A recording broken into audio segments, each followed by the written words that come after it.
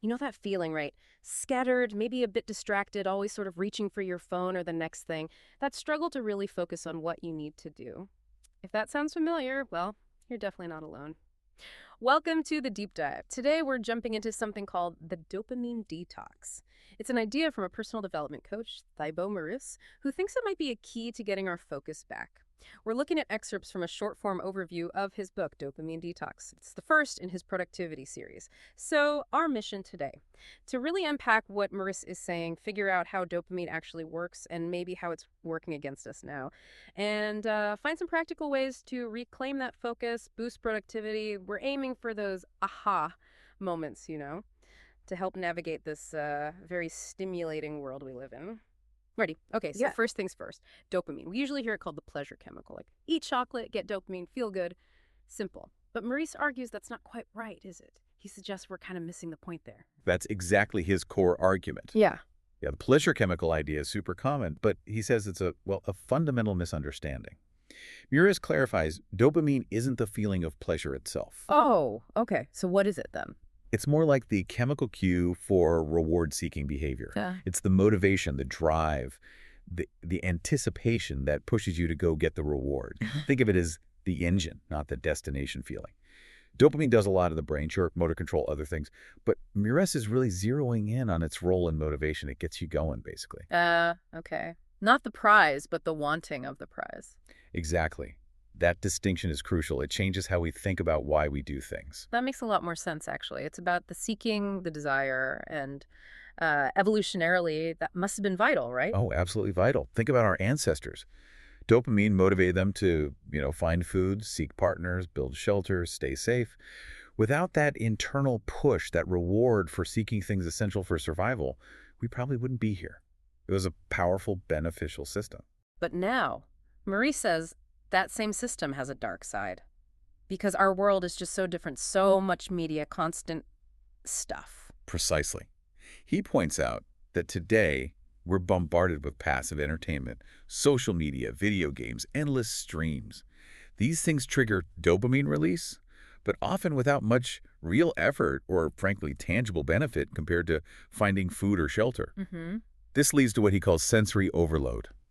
Our brains are constantly getting these seek-reward signals for things that are easy to get and maybe not that fulfilling. It sounds less like an accident and more like Yeah, design. Maurice talks about tech companies, right? Yeah. The platforms like TikTok, Instagram, how they use dopamine to steal your focus. yeah, he really digs into that. It's quite deliberate, according to him.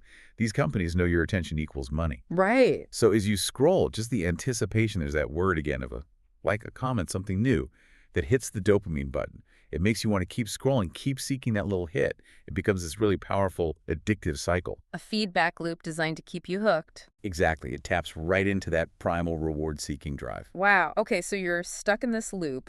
What does that actually do to us? How does this constant seeking create that sensory overload you mentioned? Well, the problem is adaptation. When your brain gets hit with dopamine, triggers constantly pings, notifications, new posts, it starts to, tune it out. It builds a tolerance. Okay. So over time, you need more stimulation, brighter lights, louder sounds, metaphorically speaking, just to get the same dopamine release, the same feeling of engagement. So your baseline shifts. You need more just to feel normal. That's the essence of sensory overload. Your brain's been rewired in a way to expect and crave constant high levels of input. I think we can all relate to that feeling, like needing something more engaging all the time. And the impact on focus must be huge. Oh, it's profound. You start finding low stimulation activities incredibly boring. Like reading a book or doing focused work. Exactly. Things that require sustained concentration become really difficult. Even just a quiet conversation can feel dull. And critically, it undermines your ability to do the deep work needed for long-term goals. Your brain wants the quick hit, not the slow burn. That really paints a picture. We're kind of training ourselves out of the ability to focus deeply. So Meurisse's answer to this is the dopamine detox. What exactly is it? What's the main goal? He defines it pretty clearly. It's the intentional elimination of activities that trigger dopamine. The specific purpose is to decrease that sensory overload we talked about. Right. And the ultimate goal, to get back control over your focus so you can actually direct your energy towards things that matter to you, your goals. Okay, but it's interesting. He apparently says the name dopamine detox is a bit of a misnomer. It's not really about getting rid of dopamine itself. No, exactly. He acknowledges that. It's not like you have too Yeah. much dopamine sloshing around. The issue is that your brain has become desensitized to it because of the constant stimulation. Huh. So it needs more and more input to even feel engaged. That makes everyday tasks, meaningful work, feel flat and unmotivating. So the detox isn't about draining the dopamine. It's about resetting the brain's sensitivity, lowering that threshold for what feels engaging again. Precisely. It's about recalibrating. Yeah. So the question becomes, how do we actually do that? Right. And Meurisse offers two main ways, two models for this detox. Let's talk about the first one, the total detox. Sounds intense. It is pretty intense, yeah. Yeah. The total detox means cutting out basically all major dopamine-inducing activities for a short burst, usually 24 or maybe 48 hours. The idea is a hard reset, really drop your overall stimulation level significantly to let your brain kind of breathe. And he's specific about what goes right, like no internet browsing, no TV, no music. No phone use, no social media, no drugs or alcohol, even cutting out sugar and highly processed foods. Wow. And even over-exercising. That's surprising. Yeah, anything that gives a strong reward hit. The goal is to minimize those external triggers dramatically. Yeah. And instead, you'd focus on really low stimulation things. Like what can you do? Things like journaling, maybe taking a quiet walk, some gentle stretching, meditation. Activities that allow your mind to be calm, not constantly seeking input. It lets the prefrontal cortex, your focus center, rest and reset, basically. It helps dial down that craving for external hits. Okay. A full system reboot.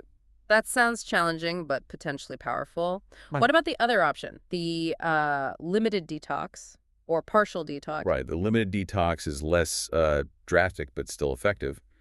Here, you identify your single biggest source of problematic dopamine triggers. Your main distraction. Exactly. Could be a specific website, maybe YouTube, or one particular app like Instagram, or maybe it's sugary snacks. Yeah. And you eliminate just that one thing, but for a longer period. Meurisse suggests trying it for, say, 30 days. Ah, okay. So target your personal kryptonite.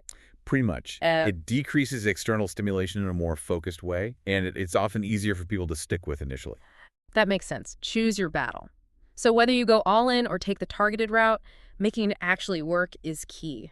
Meurisse has a 3-step process for success. Yes, a very practical approach. Mm. Step 1 is identify your addictive activities. He asks you to be really honest. What things do you feel like you can't imagine going without? Oof. That's a tough question. It is, but those are likely your biggest dopamine triggers, the things your brain is most hooked on. So self-awareness first. Okay, step 1. Identify the problem behavior. What's step 2? Step 2 is create barriers. Make those addictive activities harder to do. Ah, friction, like leaving your phone in another room. Exactly. Or using an app blocker. Even a small obstacle can break that automatic habit loop. It's about environmental design, not just pure willpower. Make the bad habit harder, and maybe make the good habit easier, like putting workout clothes out. Precisely. Reduce friction for what you want to do, increase it for what you want to avoid. Makes sense. And the third step. Start your day without stimulation. This is a big one for him. Create a morning routine that prioritizes focus before you hit your brain with emails, news, or social media. Like, what kind of things? Maybe just 2 or 3 low-stimulation activities right when you wake up. 5 minutes of quiet breathing, light stretching, maybe just planning your day on paper. It sets a calm, intentional tone instead of starting the day already chasing the next hit. Okay, that sounds doable. Identify, create barriers, start calm. But what about after the detox period? It seems so easy to just slide back, right? The world doesn't change. Absolutely. Meurisse definitely acknowledges that. Avoiding backsliding is crucial. He has advice for that too. First, and this is key, be kind to yourself. Seriously. The world is designed to grab your attention. It's tough. Don't beat yourself up over slip-ups. Aim for progress, not perfection. That's good advice. What else? Second, practice self-awareness. Keep noticing. Pay attention when those old habits start creeping back in. Not judging, just noticing. Like an early warning system. Exactly. So you can gently redirect yourself before you're fully back in the old pattern. And the third point for staying on track. Something about present-mindedness. Yes, cultivate present-mindedness. This means finding ways to connect with the here and now without needing constant external input.